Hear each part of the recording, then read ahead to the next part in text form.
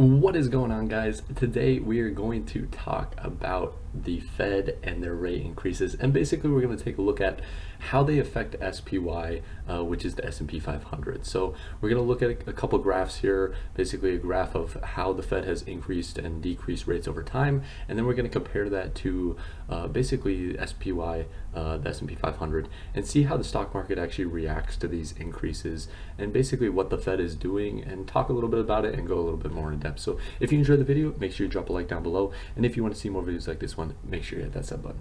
So starting by looking at SPY, we can see that overall we had a great week in the market. We're up 5.61%, which is huge for a one week market move. And overall, right, the market started on Monday with a little bit of a down move, and then into Tuesday we opened and we started seeing everything kind of rip up. So at the end of Tuesday and into Wednesday, again, the market just kept going up. And then here we have the Fed meeting. So as the Fed meeting elapsed and they announced the rate increases, we actually saw the market pull back a little bit, but it's almost like the market saw that this is priced in and that there's a lot of things, other factors going on. And overall, the market just continued to rip throughout Thursday and Friday, even though this news had been, released that they're going to increase interest rates. So overall, right, the market, I would say, reacted positively to the Fed meeting.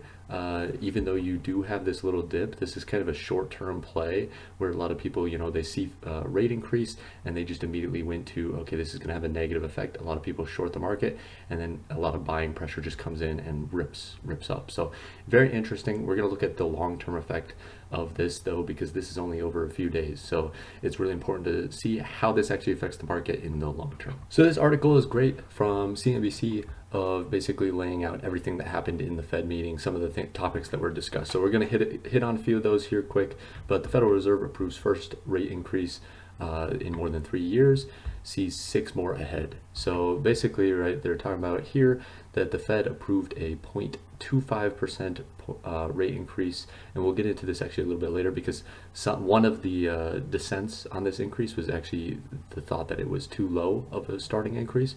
But overall, increased by 0.25, not too bad. Officials are indicating an aggressive path ahead, with rate increases coming at each of the remaining 6 meetings in 2022. So basically indicating that they're thinking they're going to increase rates 6 more times in the year. So you have a 0.25, basically 6 more times is kind of what they're indicating. And we'll get down to here where they actually have a consensus where by the end of the year, so end of 2022, they want to be at a 1.9% federal interest rate. So not too bad, around that 2%, which is not unreasonable. That's kind of what we've seen a lot in the past, and we'll get into that here in a chart here real quick.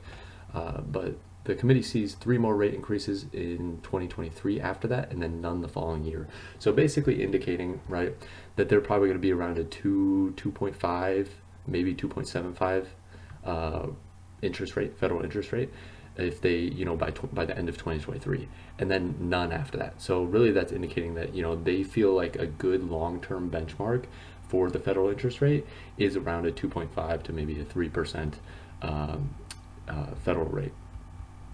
And here's what I mentioned before. So the one dissent, the one person who did not want to approve the 0.25 rate increase was actually the St. Louis Fed president, James Bullard, and he actually wanted a 50 basis point increase. So that's a 0.5% increase basically. So that's interesting. It kind of indicates that, the Fed, everyone is on the same page, except for, and the people who are not on the same page are actually basically want something more aggressive. So overall, this is very likely. It sounds like most of the people are in agreement that, hitting around a 2% is good. This James Bullard, he might just want to fight inflation a little bit quicker and want to get interest rates up a little bit quicker. Otherwise, he could also want a higher interest rate than this 2%. Here's a very interesting chart. So you can see over time basically where the Fed's rate has gone. So what we're going to take a look at specifically, like I'd like to point out, is 2000. So we can see in 2000, right, interest rates were kind of sitting around 5.5%. And then, they slowly increased in the year 2000. And then when the tech bubble burst, we saw interest rates basically drop significantly down to 1% all the way down here in 2004. And then they started increasing again and basically got back up to that 5% level. And 2008 happens, and the housing market crashes, and they drop rates back down to basically zero. So they sat around there for a number of years. I mean, that was a huge economic downturn that we had obviously in 2008. So they had to sit there, let the economy really heal up and recover. And there was a lot of concerns throughout this time that the market hadn't fully healed, that we were going to see a double dip recession, a lot of those concerns. And it took a number of years for the market to actually recover. So overall, they didn't really start increasing rates again until 2016. And then in 2016, 2017, 18, they increased rates. And then obviously in 2020, we saw everything happen and they just dropped all the way back down. So in 2019, they hit their highest point of 2.42, which is in line with kind of where it seems like they're trying to get back to. So they're trying to get back to around that 2 to 3% interest rate. So based off kind of what they're saying. So overall, we're going to take a look at this on the next part and basically overlay it with the S&P 500 and see how these kind of rate increases have affected the market and just get a better understanding of those things. But first, there's a couple more points that I had down here. They also adjusted their inflation numbers.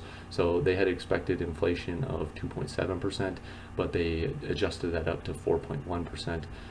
Which again, compared to the 7 to 8% that we're at right now, that's obviously a trend in the right direction, but still not great. We want it down around 2 to 2.5%. And then GDP, sadly, they also bumped those numbers down. So they sliced December's number of 4% all the way down to 2.8% increase in GDP. And basically they say a lot of that is coming on the back of the Ukraine-Russia war situation. So no real surprises there. Obviously things kind of elapsing that are going to affect the world economy. And then inflation, I mean, that's a trend in the right direction. So overall, let's jump over and take a look at how these rate increases have affected the S&P 500. So here we have a great graph that shows in red the federal interest rates, and then in blue we have the S&P 500 overlaying it. And what I kind of mentioned before is we want to take a look at these time periods. So 2000, 2008, and then really 2020 when the Fed decreased the rates and everything that's kind of happened after that. So what's very interesting again is if you look at 2000, right? The tech bubble was happening, the kind of increased interest rates, they saw money kind of being not as expensive as they wanted it to be, so they increased rates all the way up. And then as things kind of fell through, as these tech companies that weren't making money, they finally started going bankrupt, we saw the market fall off and the Fed decreased rates. So what's important to understand is there's no correlation here. The market is falling off and then the Fed is decreasing rates. It's not the Fed is decreasing rates and then the market is falling off. It's important to understand that. If you haven't been in the market long enough, you'll not really be able to see that that's the difference here. It's kind of hard to see, especially in 2008. It's not as obvious. It almost looks like the Fed decreases rates and then the market falls off, and that is the case. The Fed did decrease rates and then the market fell off, but they aren't correlated in that sense. Basically what you had is the housing market crashed first and then stocks crashed, and because the housing market crashed, the Fed decreased rates and then stocks crashed because the housing market basically crashed. So overall, it's important to really understand that the Fed is decreasing rates. They're using that lever to make money less expensive so companies can borrow more and basically to increase growth. And then what we want to really look at is what happens once they decrease rates. So we can see, right, they dropped rates way down here. You can see 1.75%, and then around 1% as we mentioned before down here. And then you can see in 2004, they really start increasing rates. We see a little pullback in the market in here. You can see we went from, it looks like about a high of 1,156 down to around 1,100. Not a huge pullback by any means, but a lot of trading sideways in there. And then even as the market, or as the Fed increases rates in here, you can see that the market continues to creep up. So again, they increased rates for a while and then kind of leveled off at a mark that they thought was adequate, which was around 5%. And then, as the housing market collapsed, they actually decreased their rates and the stock market collapsed just, again, because of the housing market collapse and falling apart. And then over time, they really stayed at zero. They, bumped up rates a little bit here and there. And as they did, it just, there were worries about, as I mentioned, a double dip recession. But then, in 2015, 16, they started really increasing rates, and we saw again some volatility in the market. But overall, you could see they increased rates all the way from 2015, 16 to 2019 in here. And the whole time the stock market is basically going up. In here, we obviously had the trade war with China, which really doesn't have anything to do with interest rates. So there is that little pullback. And then again, just because the pandemic and everything that happened, the market pulls back and the Fed immediately decreases their rates and drops it down to zero. So again, it's just important to understand these correlations. So there's really, what you can see is there's really no correlation between increasing interest rates and the market falling. Overall, you can see, there is some volatility when they start talking about that, when they start talking about a market increasing interest rates, but overall the market still trends up over that time period. It's really a question of, is the economy in good shape? And generally the Fed increasing interest rates is a sign that they believe the economy is in a good position, that it can handle these increased interest rates. So overall, interesting to look at, interesting to see. In my, what I believe is that, the Fed is going to start increasing rates over this year, and I think it's good. I think it's a good thing, because then if the economy, turns down, they can always crank back those interest rates. Right now, you're at a dangerous level where they can't go any lower.